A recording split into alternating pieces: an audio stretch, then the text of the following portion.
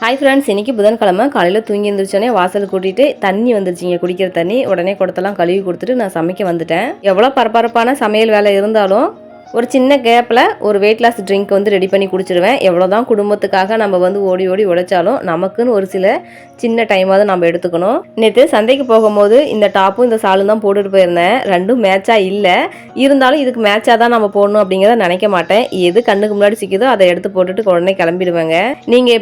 நீங்கள் டாப்புக்கு மேட்சாக தான் சால் போடுவீங்களா? நீங்களும் எல்லாம் என்ன மாதிரி தான் சொல்லிட்டு கமெண்ட் பாக்ஸில் கமெண்ட் பண்ணுங்கள். இன்றைக்கி பிரேக்ஃபாஸ்ட் பார்த்தீங்கன்னா ரொம்பவே ஹெல்த்தியாக சூப்பரான ஒரு பிரேக்ஃபாஸ்ட்டு தாங்க. வெங்காயம், குடமிளகா, கேரட்டு, முட்டைக்கோசு, அது கூட கொஞ்சமாக சொரக்காய், கொத்தமல்லி தல்லாம் பொடி பொடியாக கட் பண்ணி எடுத்துக்கிட்டு அதில் தேவையான அளவுக்கு முட்டை உடச்சி ஊற்றிட்டு உப்பு, பெப்பர் தூள் நல்லா சேர்த்து கலந்துட்டு ஆம்லேட் மாதிரி ஊற்றி எடுத்துட்டோம் அப்படின்னா சூப்பரான பிரேக்ஃபாஸ்ட் ரெடிங்க. மதிய லஞ்சுக்கு சாதம், வெண்டைக்காய் பொரியல், சொரக்காய் கூட்டுதாங்க. குட்டிமா அவங்க அண்ணா ஸ்கூல் போகிற வரலையுமே எந்திரிக்கலைங்க. அதுக்கப்புறம் ஒரு 8 மணி போல் எழுப்பி விட்டாச்சு.